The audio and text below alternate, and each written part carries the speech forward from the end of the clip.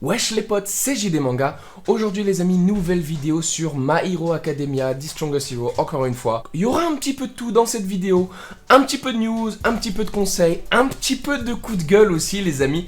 Donc voilà les potes, c'est la review du jour par rapport à ça. Donc concrètement les amis, aujourd'hui c'est la mise à jour au niveau du jeu avec l'arrivée de Aizawa les potos en portail. Donc on va aller voir tout de suite les amis au niveau du portail le petit Aizawa. Donc voilà, concrètement le petit Aizawa, est-ce que je vous conseille dans un premier temps d'invoquer? Tout dépend, en toute honnêteté, pour moi je pense pas que ça sert d'invoquer concrètement. Donc le truc en fait si vous voulez qu'il est un peu tendancieux, c'est que la plupart des joueurs comme moi, il vous manque je pense 10 shards pour pouvoir débloquer Aizawa. C'est vrai que ça fout quand même le seum dans le sens où si vous invoquez sur Aizawa et que vous l'avez une première fois, vous pouvez en fait ensuite grâce aux pièces etc acquérir les 10 shards supplémentaires pour entre guillemets avoir 2 exemplaires et augmenter donc du coup son attaque et ses capacités. Donc au niveau de ses stats. Donc c'est quand même plutôt pas mal, avec un personnage droppé vous en avez entre guillemets 2. Je suis d'accord, en plus de ça c'est très très fort en PVP, en PVE un peu moins. Voilà, mais c'est pas le perso le plus cheaté du jeu. Endeavor est beaucoup plus fort et All Might est beaucoup plus fort. Donc voilà, les deux personnages qui sont vraiment cheatés sont passés entre guillemets. Et voilà, voilà, c'est quand même assez compliqué de vous conseiller d'invoquer là-dessus. Donc si vraiment vous kiffez Aizawa, invoquez si c'est un de vos personnages préférés. Voilà, donc c'est quand même intéressant, c'est un bon personnage, je le dis encore. En plus, même moi, je suis en train d'hésiter dans le sens où j'ai toutes ces chips en fait en 6 étoiles et j'ai des très bonnes chips en général, donc voilà, j'hésite un petit peu, je me tâte, on verra un petit peu, donc voilà. Là par exemple, vous voyez que j'ai pas beaucoup de pièces, pourquoi? Simplement parce que comme je vous l'ai conseillé, j'ai tout claqué sur Endeavor. Pourquoi? Parce qu'on va être remboursé les amis par rapport au ticket. Donc ne vous inquiétez pas, je vous vois déjà en train de paniquer les amis. Vous êtes en train de paniquer comme quoi vous n'avez pas eu le remboursement alors que le portail est fini. Arrêtez de faire les assistés. Dans les news du jeu les amis, vous allez ici et je comprends, c'est en anglais, c'est compliqué. Donc en gros, pour résumer, ici ils sont en train de dire ils sont en train de calculer en fait si vous voulez tous les tickets, tous les pièces qu'on a mis sur Endeavor et ils sont en train de tout calculer en fait ce qu'on a mis et ils vont nous rembourser donc du coup de tout ça avant le 3 juillet. Avant samedi on va être remboursé. Donc pour ceux qui ont envie d'invoquer sur Aizawa, ça sera possible donc du coup samedi certainement si vous attendez encore et que vous êtes en free to play.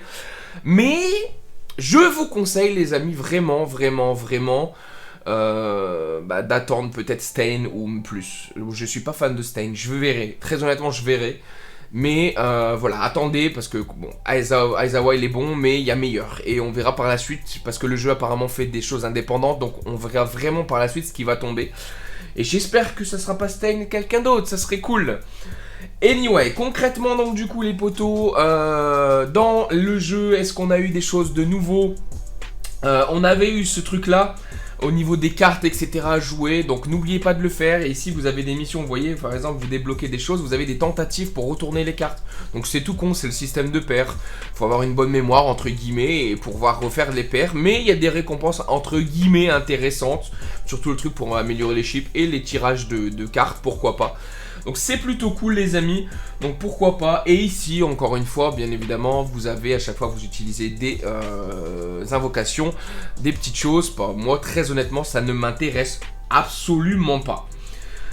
Ensuite les amis, au niveau d'autres, qu'est-ce qu'on a entre guillemets dans le tam? Qu'est-ce qu'on a en ce moment? On a toujours le même, donc ici je vous conseille les amis, si vous avez Ténia qui est le god tier pour ce mode. Ténia, vous allez ici, comme c'est du single target, Ténia va exploser, mais vraiment exploser les dommages.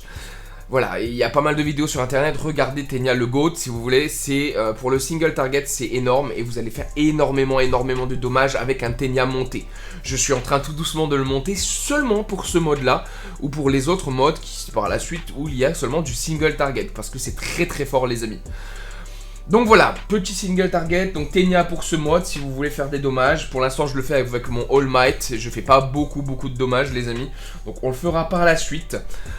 Donc du coup ensuite qu'est-ce qu'il reste à dire sur du coup cette mise à jour. Très honnêtement c'est un peu vide. Vous voyez qu'on a juste le Aizawa, on a encore l'active de Endeavor. Très honnêtement si j'ai des cristaux à dépenser, moi ça serait plutôt sur l'active de Endeavor. Puisque j'ai bien envie de le monter, il est très fort.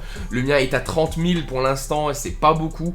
Mais j'aimerais bien quand même le monter un peu plus les amis. Donc voilà, concrètement j'ai d'autres petits conseils que je vous garde certainement pour une vidéo entre guillemets trucs et astuces, un truc du genre pour avoir des cristaux, des pièces et pour avoir des choses un peu plus on va dire de manière récurrente que j'ai entre guillemets découvert et qui sont plutôt sympas. Par contre voilà, le coup de gueule de la journée, qu'est-ce que ça va être? Le coup de gueule de la journée, ça va être dans ce mode là, Team Up. Ce mode là, Team Up, je comprends pas à quel point il y a autant d'abrutis, désolé hein, mais il y a autant d'abrutis sur le jeu. Déjà dans un premier temps, en plus de ça le jeu si vous voulez il est quand même assez relou. Je sais pas comment fonctionne le système de reward à la fin, si c'est au niveau des points.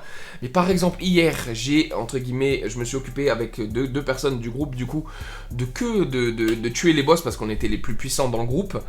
Et à la fin je n'ai même pas eu les j'ai eu que des étoiles, j'en ai eu 10 alors que j'aurais pu dropper donc du coup les matériaux d'amélioration. Et je trouve ça complètement abusé. Je sais pas si c'est random comme les cartes ou si c'est par on va dire dégâts. Mais c'est complètement débile. Et par contre les gens sur ce mode de jeu sont complètement cons. C'est un truc de ouf dans le sens où ils comprennent rien, dans le sens où voilà, il y a une stratégie à adopter. Je vais vous la donner maintenant pour ceux qui ne comprennent pas, les amis. Voilà, c'est pas grave, ça peut arriver que vous compreniez pas l'anglais, donc c'est difficile, ou bien que vous êtes con. Donc voilà, il y a des cons et il y a des gens qui comprennent pas, donc c'est la vie. Concrètement, sur ce jeu, en général, on va dire bien en général pour simplifier, dans la composition, vous savez dans les 9 personnages, lorsque vous mettez la composition 9, en général l'équipe 1, vous voyez tout à gauche, donc là je sais pas comment vous voyez, donc tout à gauche, l'équipe 1 va être celle qui va s'occuper de la map A, de la partie A de la map. Donc si vous n'êtes pas dans l'équipe 1, n'allez pas dans la partie A de la map, ça ne sert à rien. Vous, en général, vous vous occupez de la partie C, c'est-à-dire tout ce qui est l'électricité, quoi, concrètement, et tout ce qui est interaction, voilà. C'est au niveau de ça que vous allez devoir donc du coup vous occuper. Pourquoi? Parce que dans la catégorie 1, si vous voulez, c'est donc les boss et les buffs, donc l'équipe 1. L'équipe 2 et 3, ça sera pour donc du coup les interférences. Pourquoi? Parce que simplement il y a beaucoup plus d'interférences. C'est important parce que si on foire les interférences, on foire tout le truc. Et que les boss peuvent attendre. La stratégie si vous voulez, c'est d'abord d'avoir 2 buffs. Donc il faut regarder sur la map les bonhommes en fait qui sont des buffs. Il faut d'abord donc du coup que l'équipe 1 gère avant de taper ne serait-ce qu'un boss les buffs.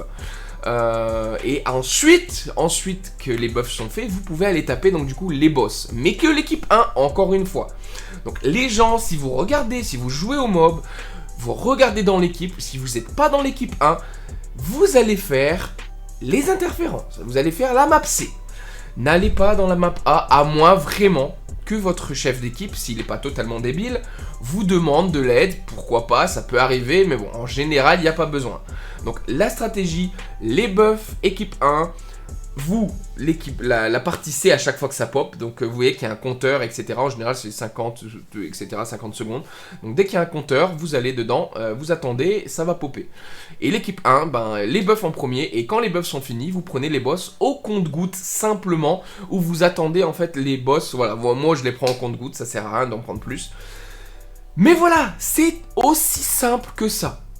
Le B, c'est attendre, c'est-à-dire c'est le lobby, entre guillemets. C, équipe 2, équipe 3, A, équipe 1. Point. C'est aussi simple, c'est la stratégie la plus efficace, la plus simple, comme voilà, c'est simple comme bonjour. Ça sert à rien de s'éparpiller. Faites ça, regardez dans l'équipe vous êtes, allez dans l'équipe 2, dans l'équipe 3, vous allez en C, et si vous êtes dans l'équipe 1, vous avez la chance de taper les boss. Ça veut dire que les chefs d'équipe vous a considéré comme assez fort pour taper les boss. Parce que le boss, faut que ça soit les 3 meilleurs de l'équipe. Ça sert à rien qu'avec vos 18 CC là, donc 18k power, ça sert à rien d'aller taper le boss, le mec. C'est complètement débile. Vous allez taper les interférences, point. J'espère m'être fait comprendre, j'espère si on tombe ensemble un jour en coop, tu vas te rappeler de ma demande, voilà, ça serait cool. Mais voilà, faites ça, ça sera beaucoup plus facile et vous aurez au moins des récompenses. Parce que là, à l'heure actuelle, c'est beaucoup de temps perdu, c'est 20-30 minutes par niveau. Donc c'est 1 heure, on va dire, à 1h30 par jour pour vraiment faire les 3 tentatives. Donc ça casse la tête.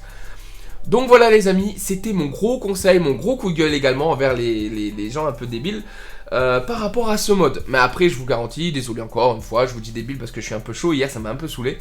Mais c'est vrai que c'est assez mal expliqué entre guillemets, c'est assez fouillon, il y a des bugs aussi au niveau du jeu qui sont un peu casse-couilles.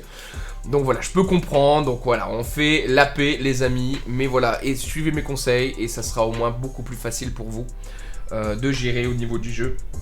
Donc du coup voilà, concrètement les amis, je n'ai pas grand chose à vous dire de plus aujourd'hui. Pas beaucoup de choses à faire, le remboursement qui arrive donc du coup avant le 3. N'invoquez pas certainement sur Aizawa si vous préférez, donc du coup si vous avez déjà des gros persos, All Might ou Endeavor, ça sert pas à grand chose à moins que vous surkiffez le perso. Moi perso, je pense pas d'invoquer, à moins que j'ai une folie pour faire une petite vidéo. Donc voilà les potos, d'autres vidéos vont suivre avec quelques conseils par rapport au jeu. Je vais certainement sortir le guide ultime du jeu comme je le fais sur les autres jeux. J'ai sorti par exemple ici mon guide ultime sur 7 Deadly Sins. J'en ai un autre dans ma review etc. par rapport à One Piece Bounty Rush, DB Legend etc. Donc là on va sortir certainement le guide ultime pour My Hero Academia de Strongest Hero. Assez carré avec pas mal de choses aux alentours etc. Donc reste sur la chaîne mon ami, mets la cloche, abonne-toi si t'es pas abonné, laisse ton petit commentaire pour voir ce que t'as pensé, abonne-toi sur Twitter etc. C'était JD Manga les potes, merci encore une fois d'avoir regardé cette vidéo, allez salut.